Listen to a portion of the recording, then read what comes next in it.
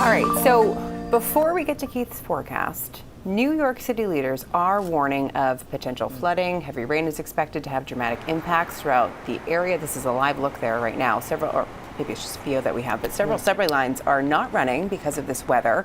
The city has activated a flash flood plan and has crews out checking out flood-prone areas. Has people wondering, is this coming our way?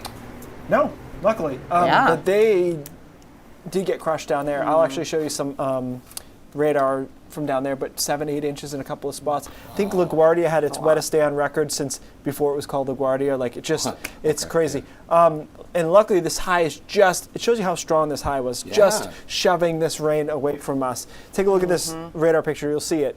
Ton of rain down across kind of the Mass Pike 495 area down in Massachusetts, and it's just skirting around the edge of this ridge, which is protecting us. So that's keeping us clean right now.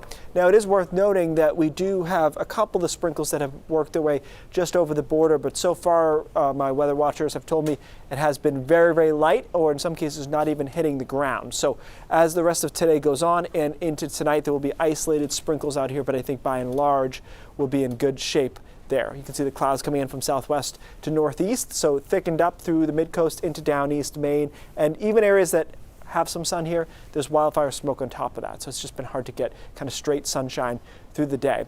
You can tell where it's raining. Moultonboro, New Hampshire, 56.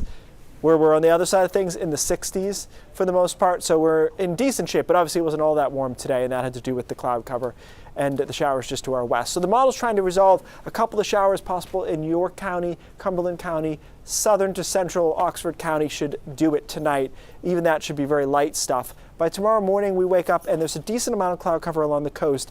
I think we will be able to burn that off, though, through the midday into the afternoon and get into some sun, right around 70 degrees, and then Sunday looks great. Mid-70s, a lot of sunshine, summery-ish, although if you like that, you really like mid-next week. It gets even warmer Tuesday and Wednesday.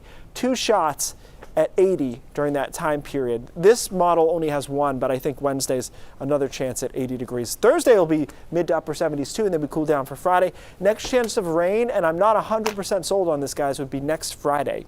Wow. So, yeah, it's a big if. So, if you're in one of the communities that doesn't see a sprinkle tonight, which is most of us, if you think about this, we'll have gone from last Saturday to almost 2 weeks, basically. Wow. I'll just summarize it that way. Wow. It'll be almost 2 weeks of no rain in quite a few spots. So. Which, I remember, not long ago we were running a story about how farmers were struggling to make hay because of how wet it was. Yeah. So And every Friday it would rain. Yeah, so this is hay how the sun shines is literal. Right, this is a welcome change from that, and it gets a little warmish next week. Love it. Very Yeah. cool. All right, thanks, Keith. Keith.